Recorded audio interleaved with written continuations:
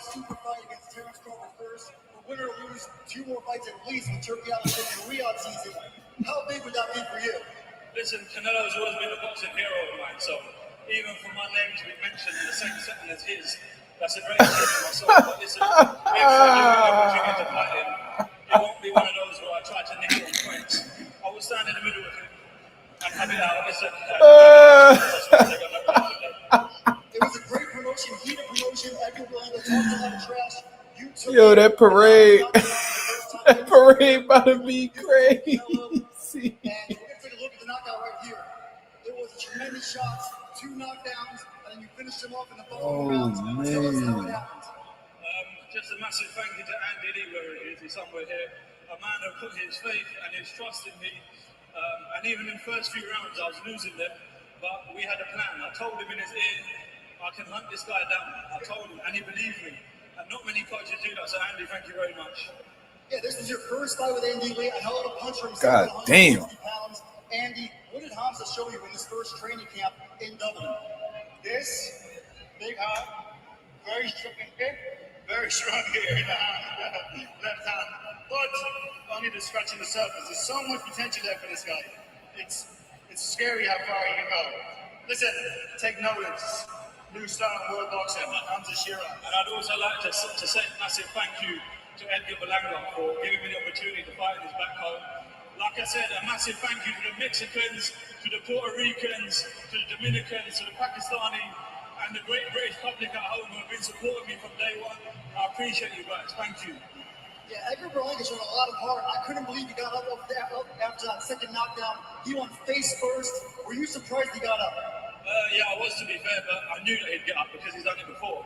But listen, I promise you, I swear to you, whoever was in the ring with you today, there was no stopping me. After my last fight, the amount of abuse I got on social media, in person, I understand it's part of boxing, but it made me a hungrier fighter. Yeah, that last fight against Carlos Adames, that was your first title shot at 160 pounds. We gonna cook, y'all. I'm just letting them talk. You lost, and like you said, you received a lot of criticism. How good does this feel now to vindicate yourself? That's why I got on my knees and got the tears, and I thank God, because I promise you, when I say there was nothing stopping me, there was nothing stopping me. My first fight here in New York, I appreciate all you guys. Thank you, New York. Hamzah Sheeraz, congratulations. All the ingredients to be a big star. Well done. Thank you very much. I appreciate you. Thank you. I'd also like to say, a massive thank you also to Frank Warren. Listen, he's a man who's believed in me since day one, and he's always been giving me the opportunity. So, Frank, I appreciate you as well. Thank you, Hamzah. Best of luck going forward. Quite a few thank yous from Hamzah Sheeraz. How about an Edgar Berlanga interview? It was an incredible. They're gonna sit there like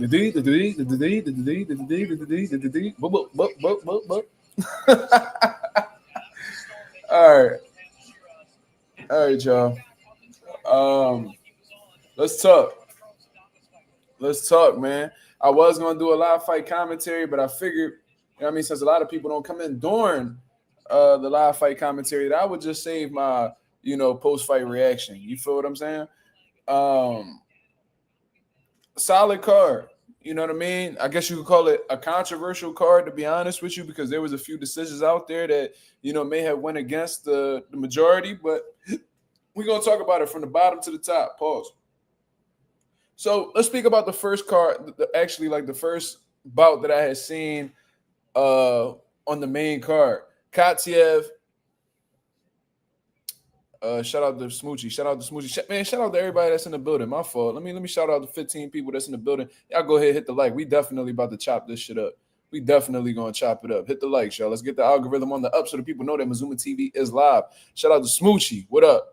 Ralph, what's going on? Lewis, he said, to the parade we go. Oh my God, Berlanga about to have a blast, bro.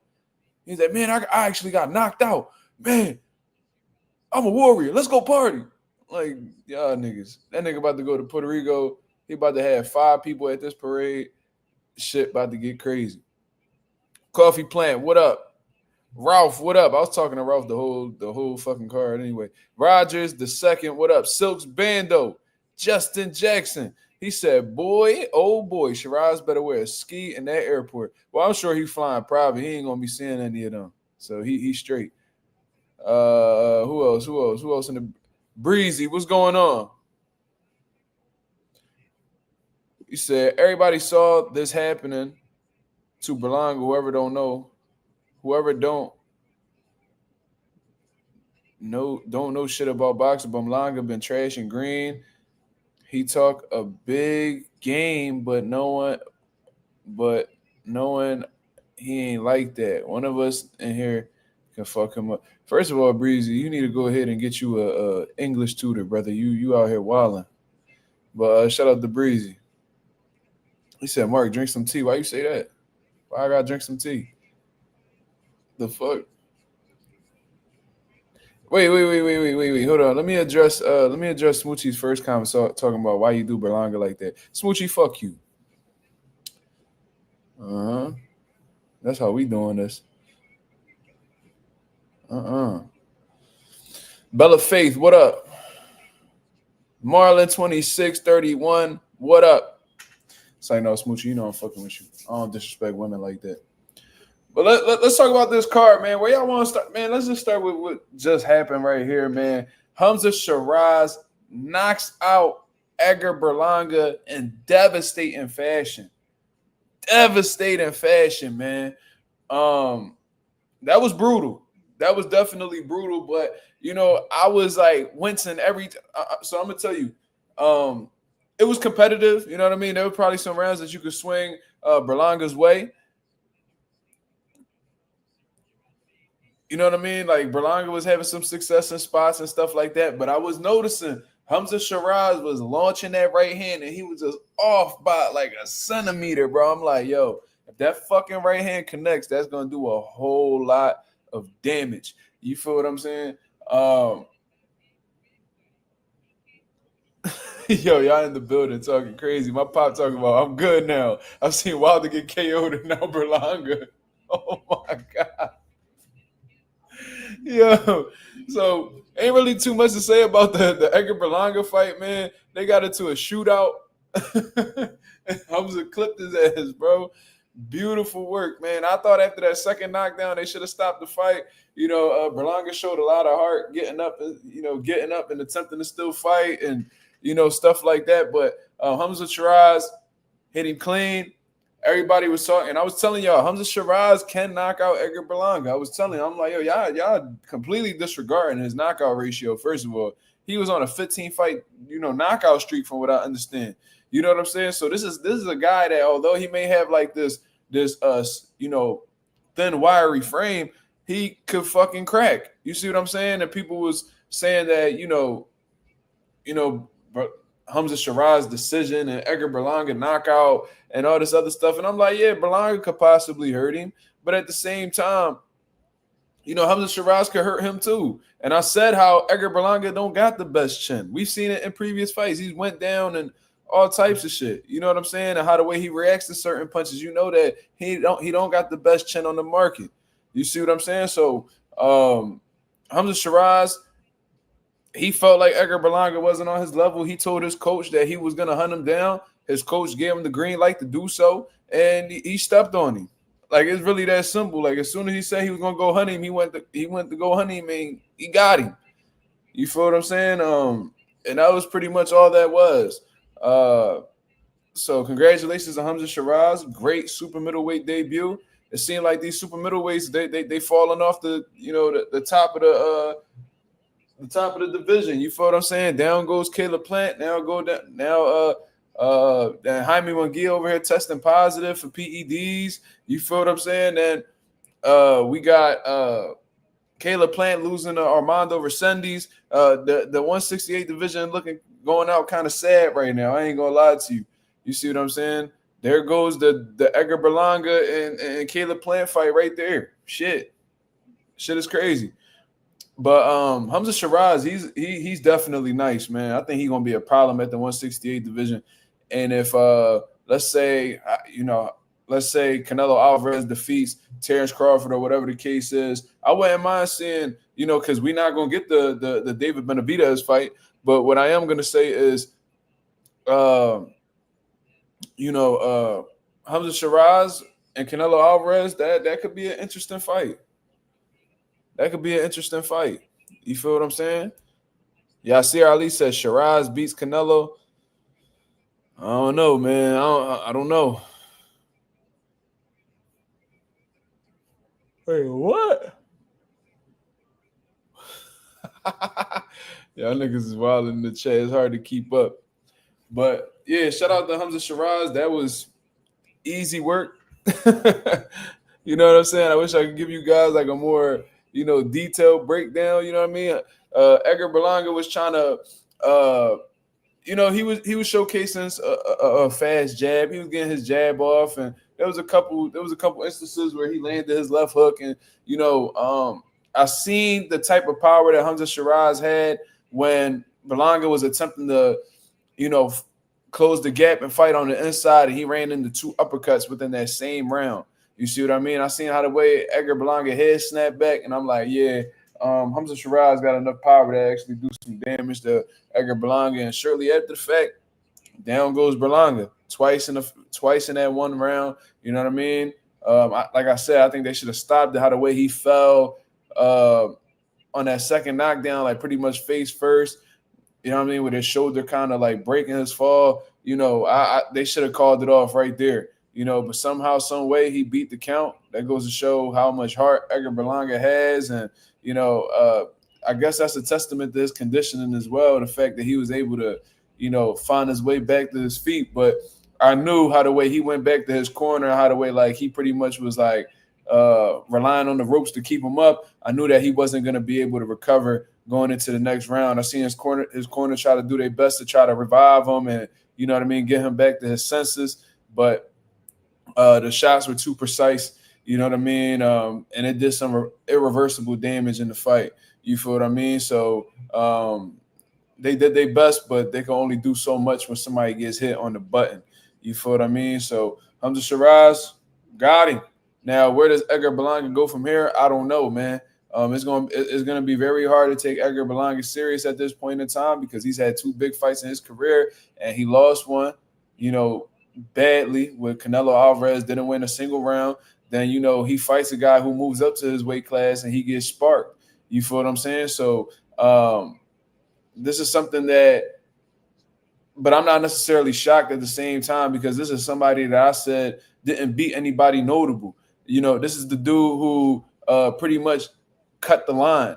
You feel what I'm saying? This is somebody who didn't earn his opportunity at Canelo Alvarez. You see, that's why I say all money ain't good money, right? Because when you decide to take Canelo Alvarez at a point in your career where you're not battle tested, you know what I mean? When you haven't faced anybody, when you're ultimately not ready for these opportunities, you can't really take a huge step backwards after that. Once you take that big fight with Canelo Alvarez, the fans are going to be demanding of you to face, the other top contenders. You know what I'm saying? And Hamzah Sheeraz, he was quietly, building himself up to that moment. You know what I mean? He had a tough moment with Carlos Adames, but he was motivated. A lot of people underestimated him, and he used that to motivate himself. You know what I mean? He got a new coach, Andy Lee. Andy Lee and him, share some similarities in terms of being like these tall, rangy fighters that could crack. You know what I mean? That might have just been the perfect fit for him. No disrespect to Ricky Funes or nothing like that, who was, with Hamzah Sheeraz basically his whole career prior to this fight right here. But, Andy Lee might just be the better fit for him. And he put on a great showing today. You feel what I'm saying?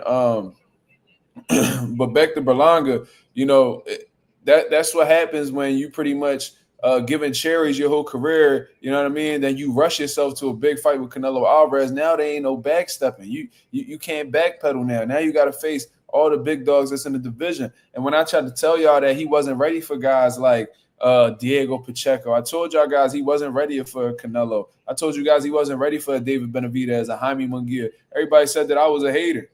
Oh, man, he's a Puerto Rican. Man, he's a Puerto Rican just like you, man. Why you hating? Bro, it's not hating. It's just the reality. And just because I share the same ethnicity as somebody, you know what I mean, that I share the same nationality as somebody doesn't necessarily mean that I have to endorse everything that they do. Edgar Berlanga skipped the line. You know what I mean? He had that motherfucking Six Flags with the flash pass. That's what he had in his career. You see what I mean? That motherfucker had a flash pass, and he cut everybody else out that that had their general admission tickets. You feel me? But it fucked them over at the end of the day. You know, so now he got a bad loss against Hamzah Sheeraz, home main event in his hometown, getting knocked out by a Briton. And then, you know, prior to that, you know, you fight a guy, you get an absolute cherry in your last bout. Then you get a Canelo Alvarez fight that you didn't deserve, and you got dog walk. You see what I'm saying? So, and you was going, and this is what happens when you go around calling yourself a legend. You going around and podcasts out in Puerto Rico and calling yourself a legend, that you a legend like Mike Tyson because you got all these first round knockouts. You let the spotlight get to your head. You know what I mean? You let the money get to your head, and you really lost sight of your humbleness. You feel what I'm saying? So this is exactly what happens when you think you're ready for some shit and you didn't take the steps necessary to be ready for that shit. You know what I'm saying? You go, yeah. Fletch, he over here calling himself the king of New York. How you the king of New York when you're not even a world champion? You're not even the best fighter from your borough. Let's just keep it 1,000. I'm not the biggest fan of Richardson Hitchens, but he's better than you. You see what I mean? He's a lot better than you, actually. And that man has a legit world title around his waist. You feel what I'm saying? Like, there's a few fighters that we could mention right now in New York that, you know, are either on the same level as Berlanga or surpassed them. Nigga, the only bull you probably better than is Chris Colbert. Let's just keep it 1,000. You feel what I mean? And I ain't gonna lie, I was kind of sick of Smoochie said clock it. That ass though. And I was getting sick of hearing this motherfucker Edgar Berlanga coming out to that Fat Joe song. I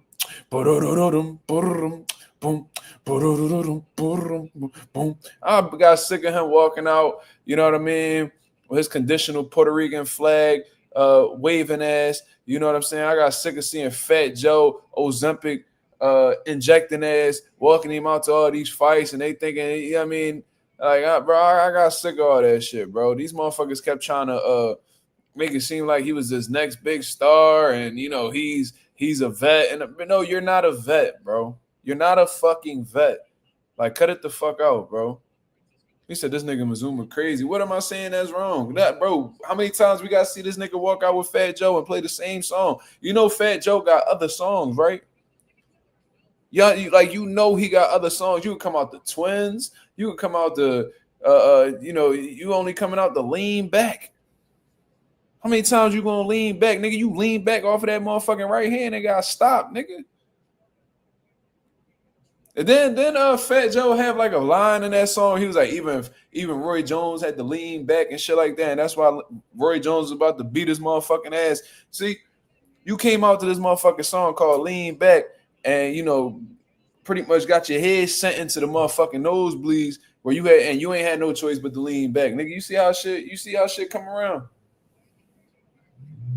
Yeah, throwing dollar bills and panties at Oscar. He should have kept them dollar bills, bro. That might be his last big payday, to be real with you. Where does Edgar Berlanga go from here? Where does he go from here? He did the Rock away. That's just shit.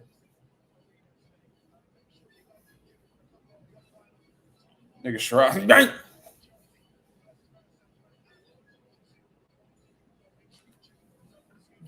That nigga rock backwards. This nigga rock forward. That was a super bad jump. Super bad jump. Yeah, man. He could have took a humble approach, and you know what I'm saying? Wanted to disrespect everybody. Act like his shit don't stink. Oh, I'm going after Canelo. I'm your Canelo and all this shit. Like, this dude's arrogance was completely off the charts. That boy Hamzah was not playing with him. And I said during that press conference, when I did my reaction, I said, this motherfucker Hamzah looked locked in. Like, he looked super focused. Like, he not with the dumb shit. PR taking L's back-to-back days. Bro, this the thing. Berlanga don't represent PR, bro. Berlanga don't represent PR. We've been telling y'all that. And that's why Berlanga got mad at PR, because they wasn't backing him. Bro, you didn't do anything to deserve the backing of Puerto Rico. Let's just keep it 1,000. Like, he's never gotten that backing from Puerto Rico.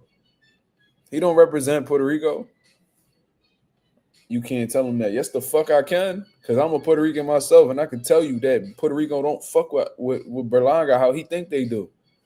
This nigga had a 20-man parade after he lost to Canelo. See how many people gonna be at that parade after he just got his ass knocked out by Hamzah Sheeraz.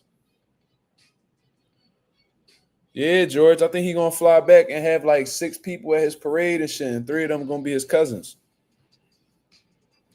You know what I mean? Like that's what I think, bro. It's gonna be 6 niggas there. He gonna be one of them, and there's gonna be 3 of his cousins. It's a super bad John, bro. Oscar De La Hoya finna have a field day.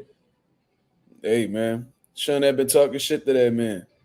You over here trying to entertain the motherfucker with a good time, throwing ones and panties at him, knowing damn well, you know what I mean? He was looking for any reason to tap into his kink, and you want to go ahead and fuck with him. So it is what it is.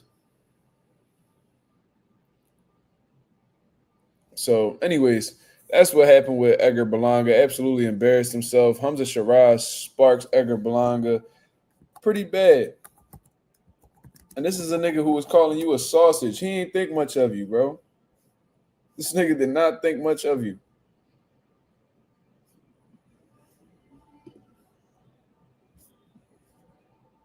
Nigga sparked Edgar Berlanga in 5. God damn. Sheesh. That 5 rounds, that's easy work. That's easy work, cuz. But anyways. And PR didn't take L's back to back because Puerto Rico got a new WBC 140-pound champion of the world. Shout out to Subriel Matias, man. But before we get into Subriel, pause. Let's speak about the co-main event. Shakur Stevenson and William Zepeda. Man. Shakur Stevenson put on a hell of a performance today, man. And at the same time, he actually gave us an approach that we didn't think he was really going to take. You know what I mean? Me personally, y'all going off in the chat. I'm sorry, I'm trying to stay focused, but y'all, the chat is rolling. Breezy said, this nigga said Sheeraz.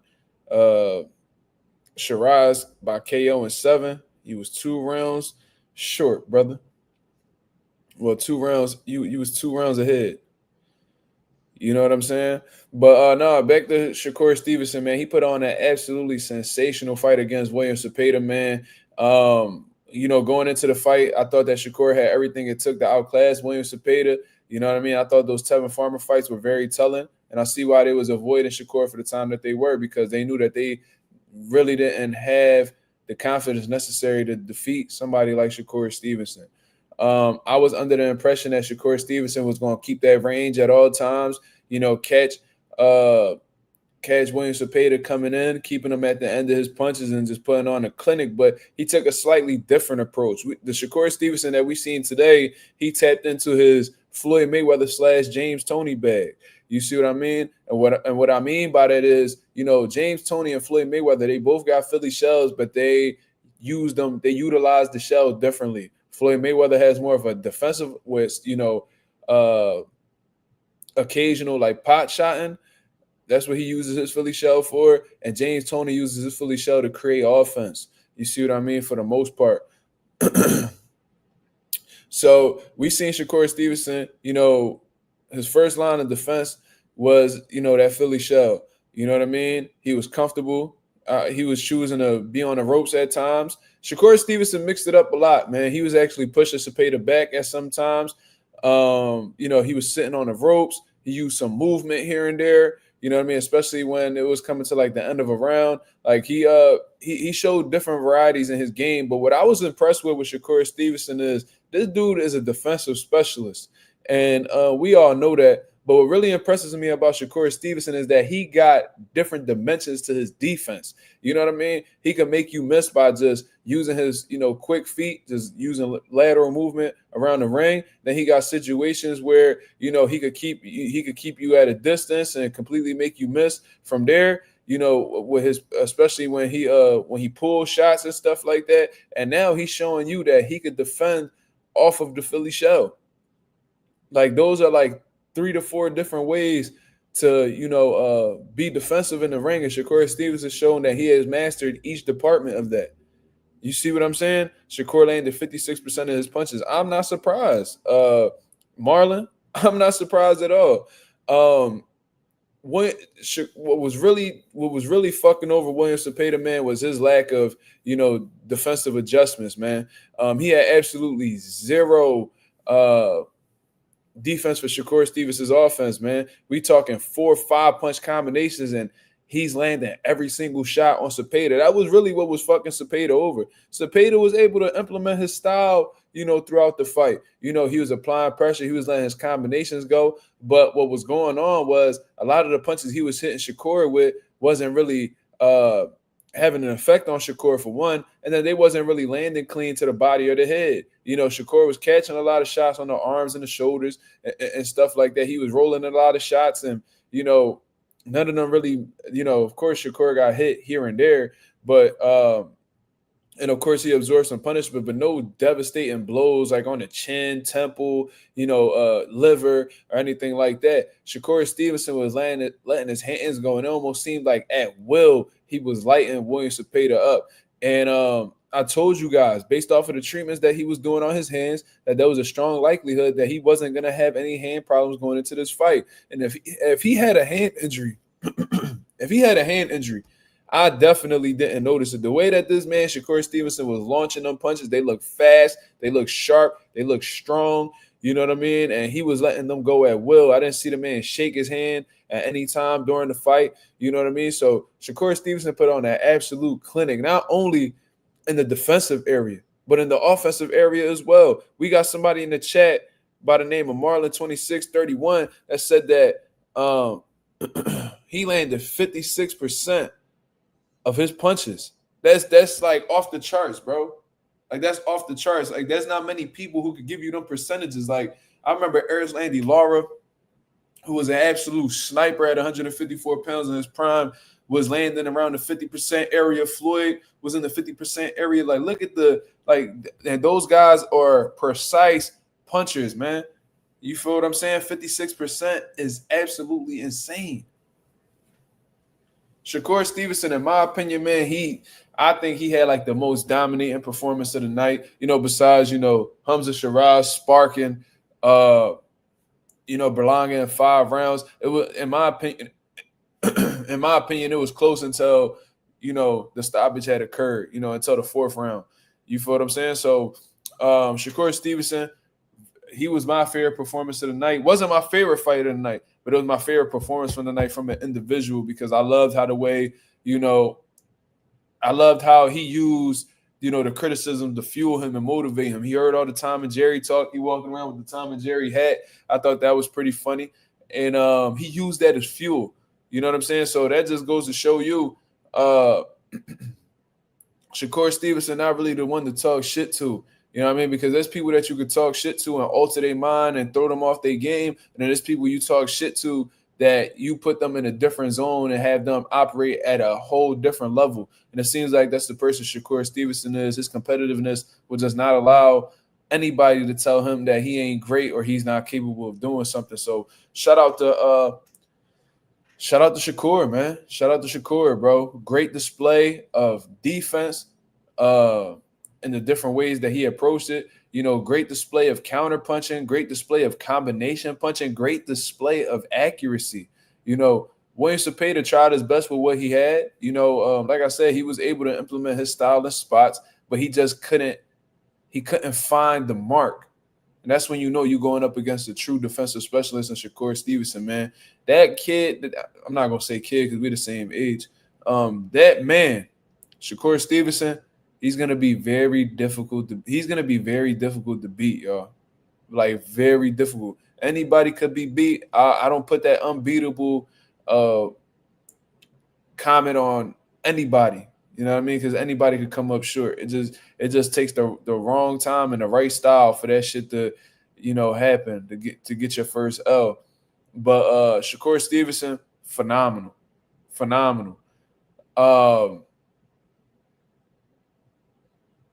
Y'all need to leave Shakur Stevenson alone. You feel what I'm saying? And I know they still gonna find a way to criticize him and act like William Zepeda's a nobody. But what you can't dispute is at the time that Shakur Stevenson fought him, he was undefeated. At the time he fought Shakur Stevenson, he had a high knockout ratio. And at the time that Shakur beat him, he was a top contender every sanctioning body in the lightweight division. You feel what I'm saying? So, hold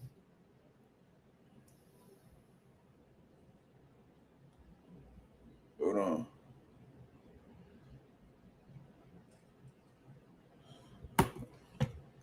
Sorry, I got a family text. But give Shakur Stevenson his credit.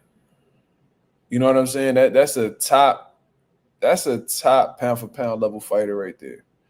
And it's going to take a special individual to beat somebody like Shakur Stevenson. I'm telling you that right now.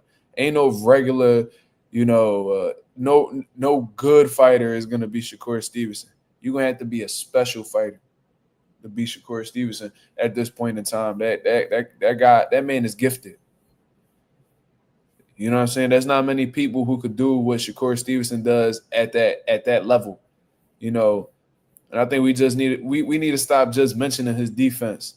Because after tonight, his accuracy, his combination punching, his fast hands, his punch placement, all that, monster. I ain't gonna lie though, I would have liked to have seen Shakur go to the body a little bit more. I didn't see many uppercuts to the body and stuff like that. I would have liked to have seen that more. But then I kind of understand why he chose not to do that because William Zepeda is so active, offensively, it'll be hard to get them to place them body shots. And I expect some return fire. You feel what I'm saying? So I see why he chose not to do that, like consistently throughout the fight.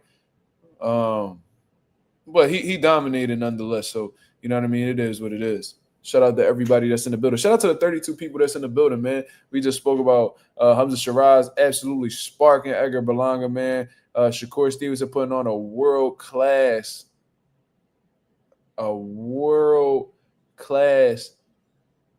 ass whooping on William Zepeda, to be honest with you. Now, let's talk about Subriel Matias versus Albert Puello.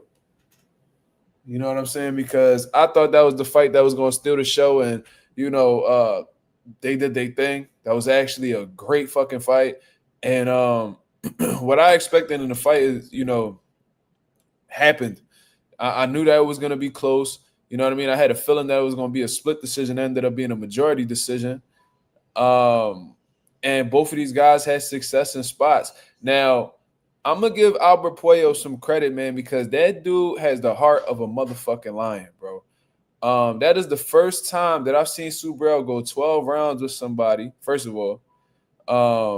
Actually, that's the first time Subriel has won by decision, which is a fucking insane stat.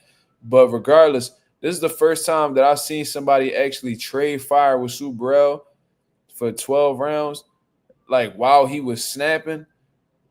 I'm going to say this. This is the first time I see somebody actually go through the fire with Subriel, like throughout the entire 12 rounds and didn't fold.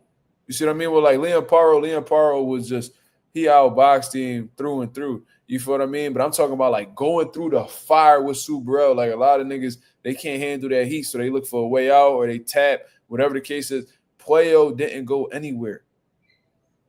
You know what I mean? Puello was fighting off of the back foot. Puello's a hell of a fighter, bro. He could counter punch. He could be aggressive. You know what I mean? He could walk to you.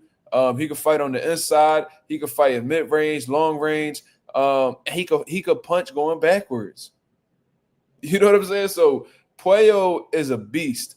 You feel what I mean? And I ain't gonna lie to you. Anybody in the chat can tell you. I'm thinking they gonna swing that shit in Puello's direction. You know what I'm saying? I could have seen it. I could have seen it being a 7-5 either way. Like if they would have named Albert Puello the winner tonight, I wouldn't have been mad. If they would have scored it a draw, I wouldn't have been mad because there was some rounds that could have swung either way, especially in the early, in them early rounds. You feel what I mean? But I think that Subriel's aggression and pressure and combination punching in the early rounds, I think that's what set him apart. I think that's what really helped him get that victory in the fight. Now, I did see Subriel like fade. He started to fade around like the 10th, 11th, and the 12th and stuff like that. But regardless, bro, he just doesn't stop. Even when he's fatigued, he continues going. You see what I'm saying? Bella Face said I thought Puello won as well. They should run it back. Listen, if you thought Puello won, you completely justified in believing so. Like it was that close of a fight. You know what I'm saying? I thought they was gonna give it to Puello. I was so shocked when they gave it to Subriel because as of lately, Puello been winning a lot of these close fights. You know what I mean? With Gary Antoine Russell, he got a close decision. With Sandor Martin, they gave him a close decision. So I'm like, damn. And he didn't close out the fight too bad neither. So I'm like, fuck, man. You feel what I'm saying? But you know what I mean? I was getting kind of pissed off that Subriel didn't, end the fight as strong as he usually does. But this situation was a little bit different because he's never went 12 rounds and actually pulled off a decision. So this was new territory for him. You know what I'm saying? But phenomenal fight from both guys, man. They showcased a lot of heart. Puello was saying how, the difference between Dominican fighters and Puerto Rican fighters, that Dominicans got more heart and shit like that. I really wasn't feeling that comment at all. I understand that Subriel was his opponent at the time, but I thought that was a bit disrespectful. You know what I mean? Considering the history that Puerto Rico got, you know what I mean? I felt it was very disrespectful to say that. You know what I'm saying? But regardless, he lost to a Puerto Rican nigga today. So I guess you lost to a nigga who, by your words, had less heart than you. So it is what it is. Subriel Matias, he definitely is one of the best fighters at 140 pounds. That's a two-time world champion right there. Two-time world champion. This man lost his IBF belt in his home country by Leon Paro. You know what I mean? Embarrassed himself, got back in the winning column, ended up winning the WBC title. So salute to Subriel, man. Phenomenal fighter. Very, very uncomfortable style to go up against. I knew Puello was going to have a tough time dealing with Subriel, and it looks like they lining up Subriel Matias and Dalton Smith, November 22nd on that David Benavidez and Anthony Yard undercard. Phenomenal, bro. Phenomenal. Mind you, I haven't seen Dalton Smith fight, so I can't really speak too much about him and what he brings to the table, what problems he could possess for Subriel. From what I heard, he's like a skilled fighter. You know what I mean? That's just what I heard. He's like a skilled boxer, but he's only fought at a UK level. You know what I'm saying? So this is going to be his toughest opponent. And they said that he seems to do well with pressure fighters. But one thing I do know for sure is that he never met a pressure fighter like Subriel. And like I said, and I say this all the time, Subriel Matias can be beat, but you're going to have to go through hell to beat the man. You see what I'm saying? You seen Puello, top 140-pound fighter in the division right now. Got some good wins on his resume. He had to go through hell. He had to go through hell to have some success against Subriel. That's just how that shit go. Smith is a proper contender. Great fight. Okay. So we got a fight on our hands then. I wonder if that's too quick of a turnaround for Matias, though.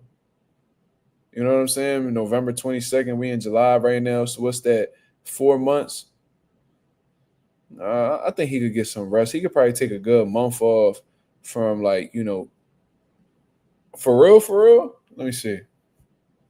Motherfuckers typically do like an 8-week training camp.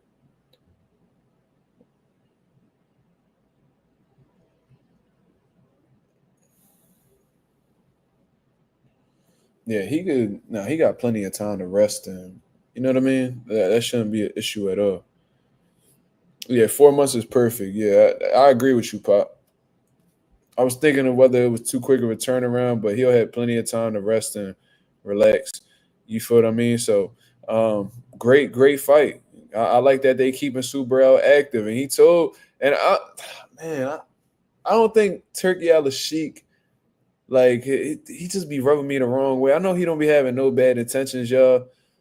But like the way that he got in the ring and he told Subriel, like, no, this is who you fighting next. Like that like entitlement, bro, it like drives me crazy. Like I could tell Turkey Al-Sheikh, like he wants to dictate boxing, bro. Like the way, but I guess like when you cutting the check, motherfuckers is just gonna follow your lead. You know what I mean? It is what it is. Get your money, take care of your family. You feel me? But he was like, no, you fighting Dalton Smith, November. It's like, nigga. You my fucking boss? Like, what the fuck going on, nigga? I told that nigga, all right, sure, yeah, we'll talk about it. I don't know, we'll talk about it. God damn, nigga be burning me out with that shit, but you know what I mean? That's the fight that they fight. You add Subriel Matias to that card, you got an even more exciting bout. And if you Turkey Al Sheik and you look at Subriel's style, don't look, and you keep talking about you don't want no Tom and Jerry fights. That nigga is Jerry to the bone. Or wait, which one is yeah? Or is it Tom? Wait, what? Which one is Tom? Tom is the cat, right? I'm tripping.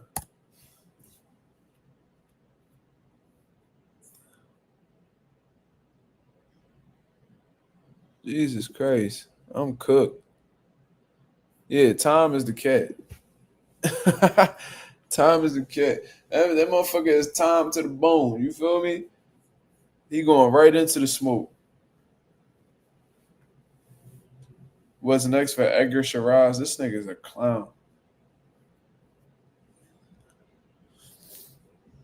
Silks Bando says Shakur should go up and fight Matias. If he wins, shuts up all the haters.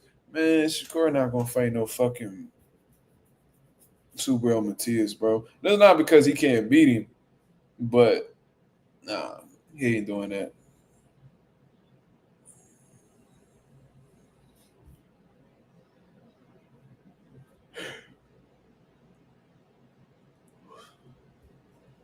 Yo, Breezy tripping.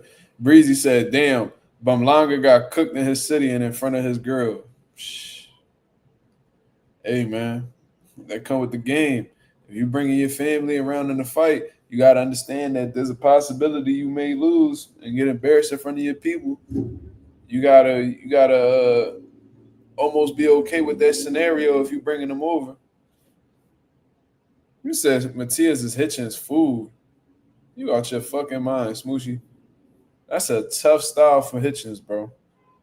Very, very tough style for Hitchens. You see how the way Matias cut that ring off, dog? You see how Matias cut that ring off and he knows how to close the gap. He know how to get inside and rip that body. That's going to be a real, real tough style for Hitchens to keep up with. That motherfucker Hitchens going to have to throw 1,000 punches in them 12 rounds to keep Subriel up off him. I'm telling you. And we seen this motherfucker Puello was hitting this motherfucker with everything he had. This nigga Subriel was not going anywhere. Subriel, look, man, and I know a lot of people be acting like I'm crazy and shit.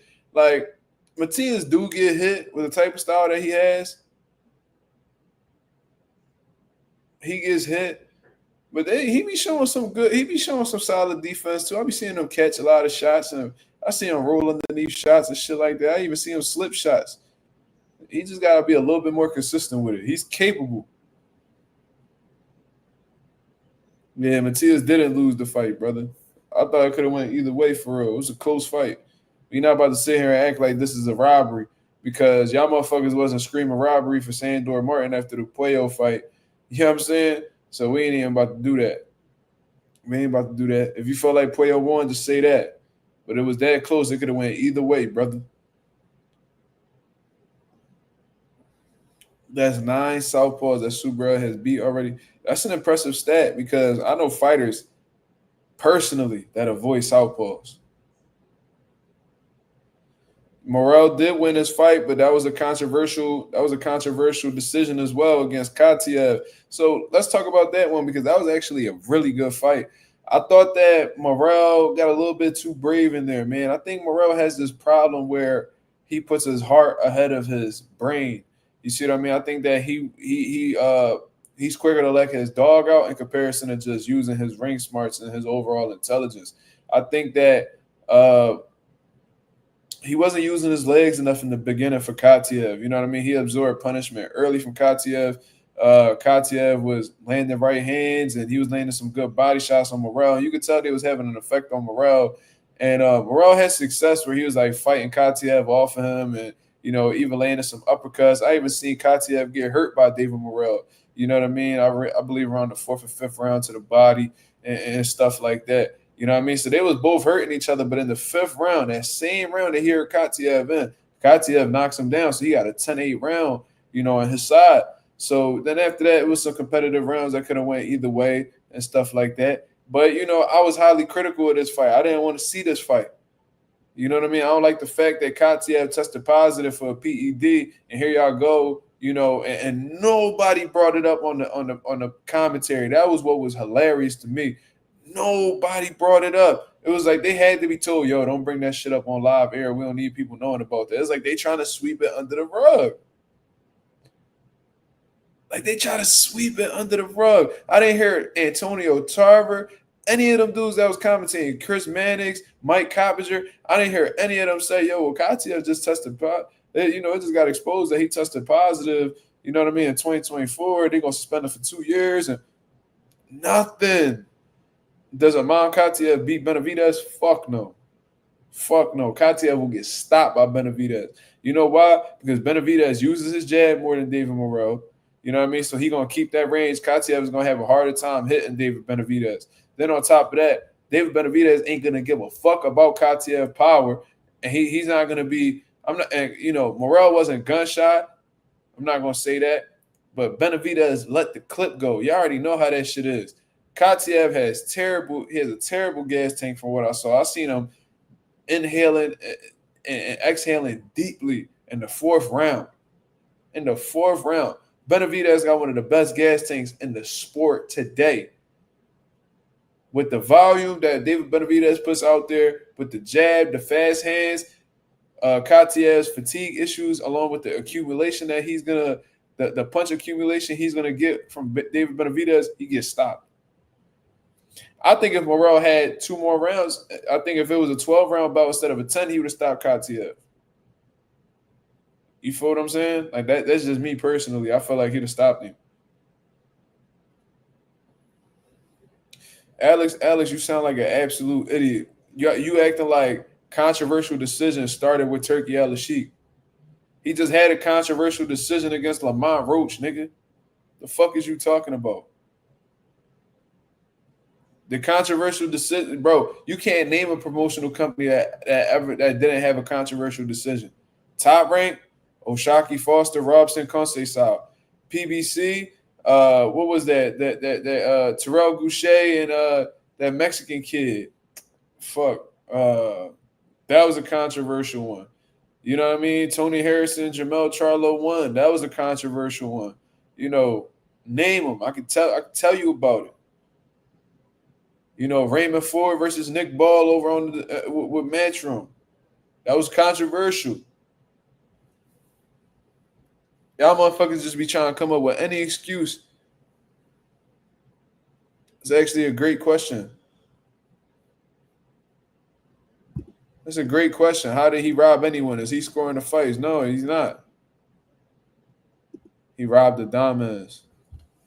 I thought Adames won too. But as far as I'm concerned, the judges is the one that's drawing up these scorecards, not Turkey.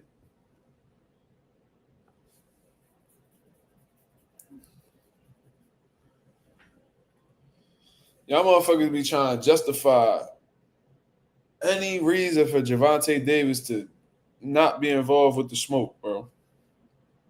Like, y'all clearly see that Gervonta Davis having issues right now with PBC. You know what I mean? Because they're not paying him.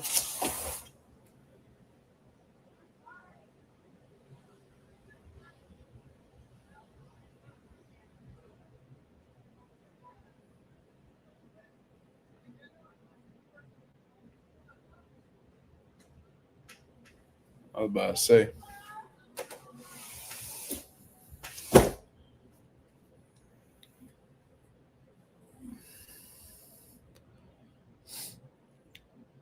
What are you going to say? That Turkey didn't like the race of fighters that fought Puello?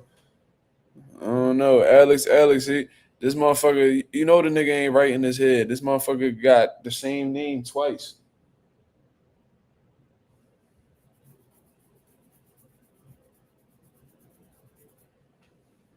You know what I mean?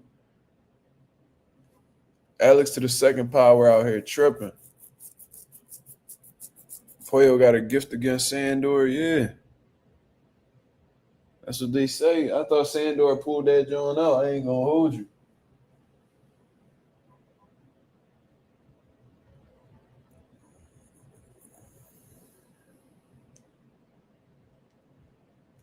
Alex, mom's name Alex. That's crazy.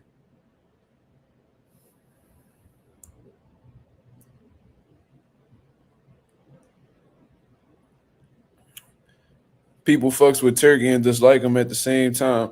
I mean, yeah, and that's just about with anybody though. Like I said, all these motherfuckers in the game got their pros and their cons. You just gotta take them for who they are. You feel me? Like Turkey Al Sheik, he do nut shit here and there. I feel like there's times where, he play like he care about the fans' opinions and what the fans want, but then he'll do shit to show you that he don't give a fuck about what the fans want.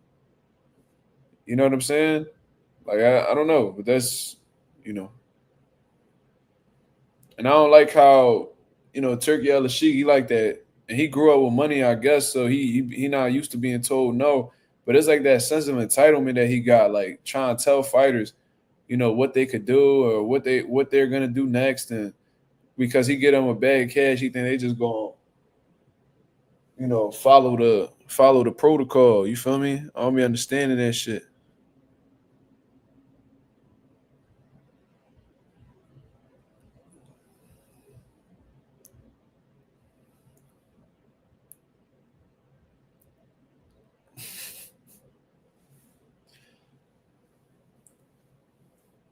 We ain't tolerating no disrespect towards pops. You say something crazy, he getting packed. How the fuck is we defending Subriel? You dumbass. I just told you the fight could have went either way. 7-5 either way. Who the fuck is defending? If anybody doing defending, it's you. Because you the only one saying that like the shit was a robbery. You the only one saying it's a robbery. So who on the defense? Me or you? If I'm telling you that it could have went either way and you over here saying it's a robbery, who on the defense? You sound super dumb. Niggas not agreeing with you, so now you having a hissy fit, nigga.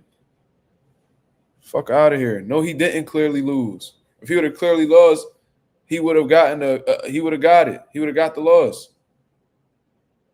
If he clearly lost, everybody would have been saying that he lost. I'm checking these comment sections. They saying that it could have went either way. That it wasn't a robbery. Just because you see it that way don't mean everybody else see it that way. Brother, you gotta stop being self-centered. Look around and everyone's saying the same thing. All right, bet. Let's check these comments.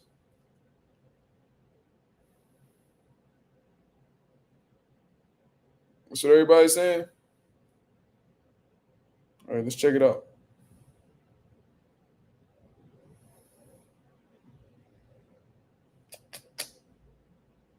Let's pull this up.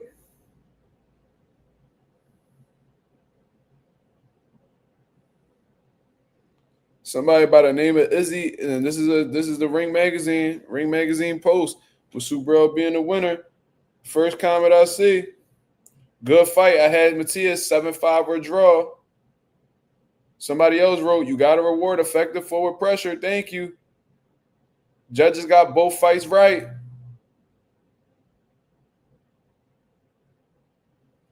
And new with Puerto Rican flags. Great win. Ugly fight.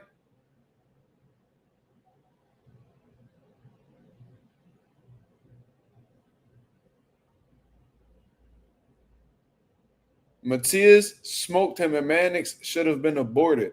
Like, do y'all see this? So when we got goofies talking about everybody saying the same thing, they not. Now, are some people saying they thought Matias lost? Yeah, we got a few people in the comments that felt like Matias lost. That's your opinion. But to just say that it was a robbery, it was a clear loss, and everybody's saying the same thing, you're lying. Because I just ran off multiple comments that were back to back to back saying the same shit. Sounds super dumb. Y'all motherfuckers got to understand the difference between a close fight and a robbery. You feel me?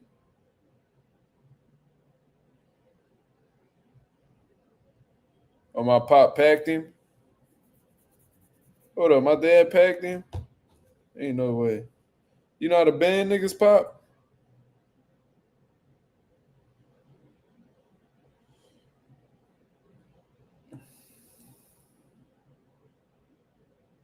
My dad packed him. Damn. Dickhead. You gonna pack his mom now? Oh shit. But yeah, man, I'm looking at these. I didn't hear it yet. As a matter of fact, let's pull this up. Fuck that. We can just share the video. Why I gotta play it over the phone? We on StreamYard. But I'm seeing that Shakur Stevenson calling out. He calling out motherfucking Javante Davis. All right.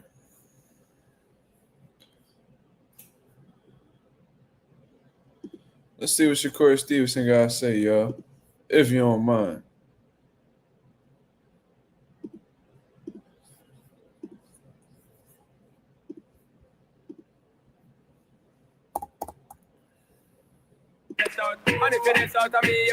Fuck? Who the fuck? You trying to get my shit? Who the fuck is? They trying to get my shit copyrighted. Who playing that motherfucking Sean Nepal? I'm gonna give it to you. Come on, girl. Hold on, let me mute my shit real quick. Hold up. Y'all niggas tripping. Let me mute my shit.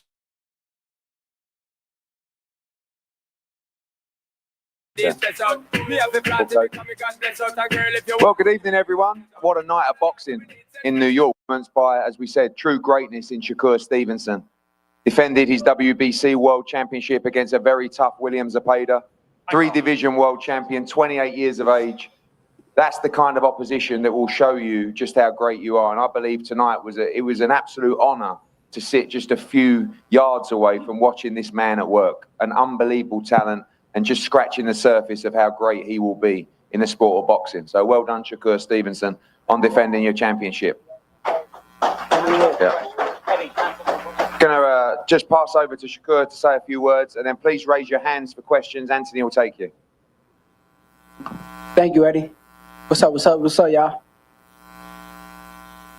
Oh, y'all want me? Oh, my fault. I just want to say thank you to all my fans and all my supporters.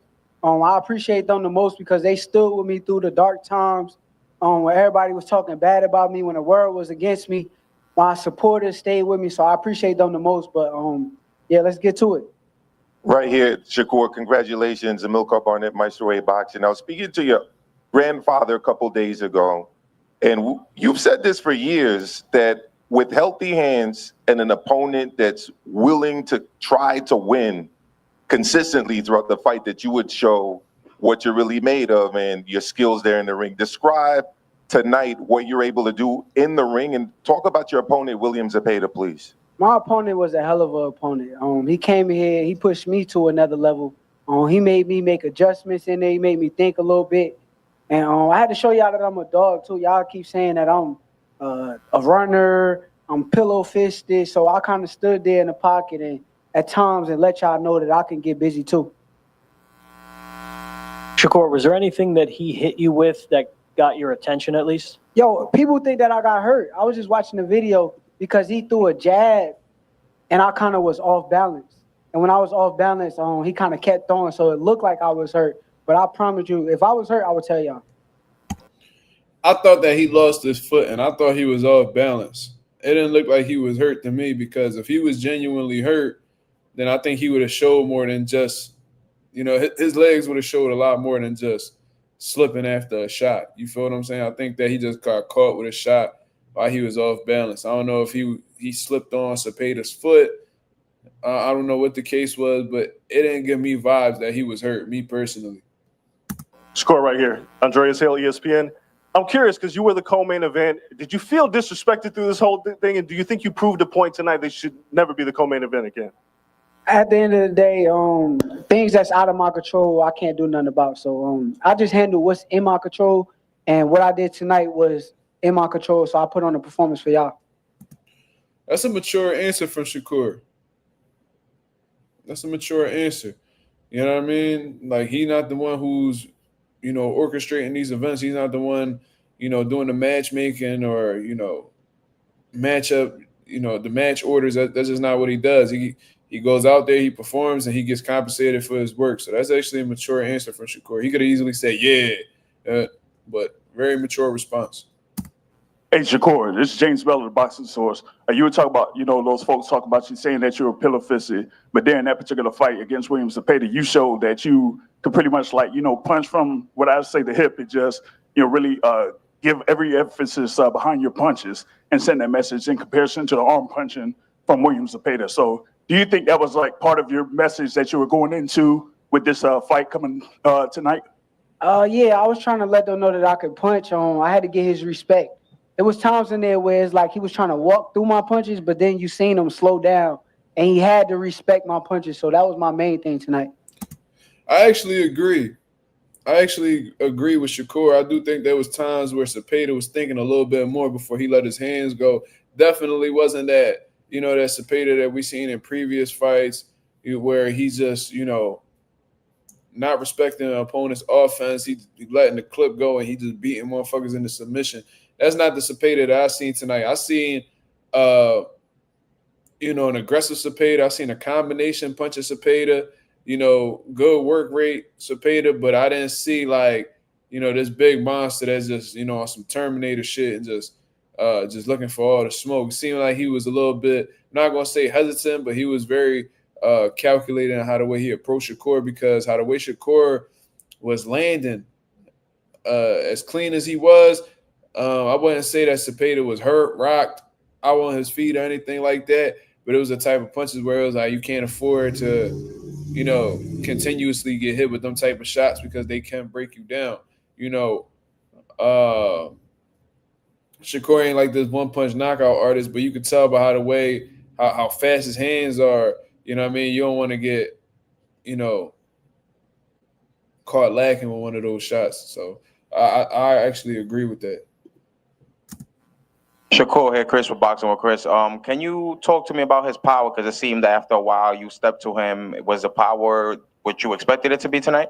He got a little thump. He got 27 knockouts, man. We at the highest level of boxing right now. So he got a little thump. He got thudding power. It ain't like one punch kill you power. It's like thudding. When he punch you over and over and over, you can feel it. So he's tough. Hey, Shakur, what's going on? This is Najee from Cigar Talk. Congratulations, first of all. This is a fight that we've seen you, I guess, fight the most. Like you said, in the pocket. You stayed on the ropes a bunch, sort of rolling shots. Can you talk about the game plan? Was that the game plan to actually fight him this time? Yo, it's crazy. Everybody in my corner, Andre Ward, Bud, all of them told me, stay off the ropes. But I don't know. I've been kind of, feeling comfortable on the ropes sometimes. I feel like fighters open up on the ropes. So when I was on the ropes, I kind of took advantage of opportunities when he would open up and I would counter him with shots. So they right. I agree with them. I'm going to make sure I work on it and make sure I don't stay there too long. But, that was part of the game plan, I guess. And lastly, a lot's been made about the hands, you know what I'm saying, whether it was hurt or not. Was there any point at all during this fight that your hands had any trouble?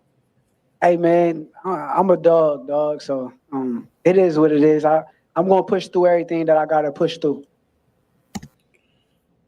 That response right there lets me know that he might have some hand problems still. That response right there lets me know that his hands may have not been good. But I'm going to tell you what, if he has a hand injury, that's fine. But it definitely wasn't the hand injuries that he had in the Padley fight. They ain't the same hand injury that he had where he had to pull out of that fight with, Joe Cordina, or whatever the case was. There's definitely not the injuries that he's had previously. And how the way he was letting his hands go, it looked like he didn't have anything going on. Yeah, congratulations. Tell me at what point you thought you will be, winning now? What point I thought? Yeah. It just was like a state study. He would kind of come on at times, and I had to fight him off of me. So I had to stay steady, stay focused, and I kept telling myself, "Dig deep, champ, dig deep." Radio Raheem down in the front. You seem happier now than you've ever been after a fight. I've seen these press conferences. Today you got the big smile on. You're congratulatory. Everyone around is congratulating you. Terrence Crawford said your performance was marvelous. You call yourself a dog. When a dog tastes blood for the first time, it's hard to get him back on kibble. Is this the kind of performances you want to do leading forward and getting this kind of accolade? Hell no. I ain't gonna lie. I want to put on performances, but I also kind of took more punishment than usual. So I want to get back on my boxing, make sure I don't take a lot of punishment in there. So I don't plan on getting hit no more.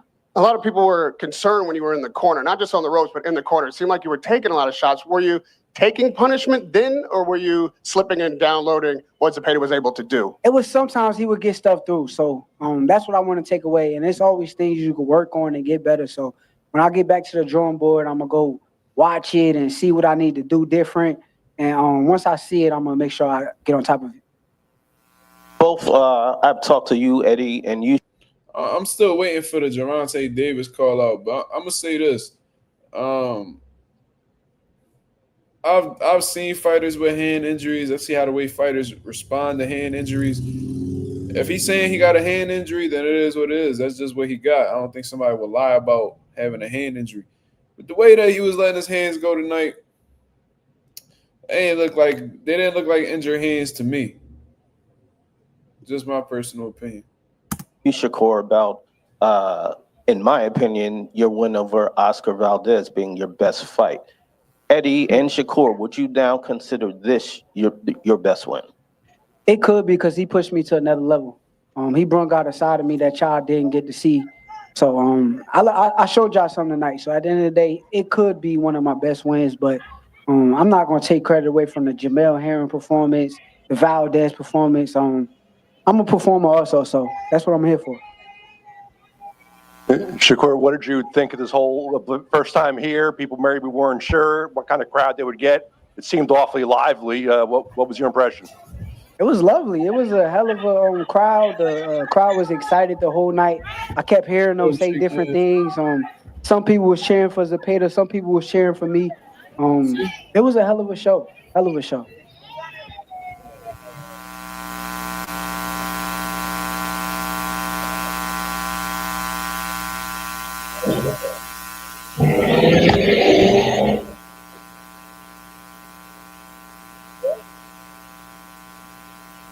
Who? I was looking at who? Oh, Africa. I was looking at everybody. I was trying to see what everybody else was thinking. So I had to make sure like everybody was sure that I was winning. Because, you get different type of voices and people got different opinions. So I kind of like pay attention to every single body. And I judge off that. Yeah. I got like good intuitions.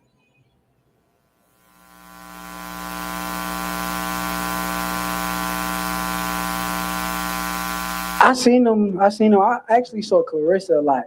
Clarissa was really loud and like she was giving me that energy, like, yeah, chill, keep doing what you're doing. So I kept doing it. So. Shakur, congratulations. Andres Cantera from W Deportes Mexico. After this victory, who's next? Who's next? I told y'all who I want to fight. I can't keep saying the same thing. I already told y'all who I want to fight. The best versus the best. That should be my next fight. I told y'all I'm a dog. I'm top level, elite level fighter. So let's make boxing great again. Let's put the best fighters in the ring with each other, and let's see who come out victorious. Right. I don't know how many times this nigga got to call Tank out, bro. I don't know how many times he got to do it. How many times this nigga Shakur done called out Tank the Rumble? Shit's getting ridiculous at this point, bro. And I know Tank got his little issues right now. He probably not even worried about boxing. You know what I mean? He caught up in some shit. But yeah, I don't know how many times he gotta do it, man. Let's see if it can happen. I'm seeing Turkey Al-Sheikh shaking hands with Coach Calvin Ford. It's like he's getting closer and closer to Gervonta Davis. So we'll see what happens. But I'm gonna call it a night, man. I appreciate everybody that came through and showed love to the channel. You know what I mean? If y'all could go ahead and hit the like button on the way out, that'd be very much appreciated. Those were my post-fight reactions to Subriel Matias becoming the new WBC 140-pound champion. Shakur Stevenson completely outclassing William Zepeda. And Hamzah Sheeraz sparking Edgar Berlanga in 5. You see what I'm saying? Y'all can go ahead, hit the like button on the way out. That'd be very much appreciated.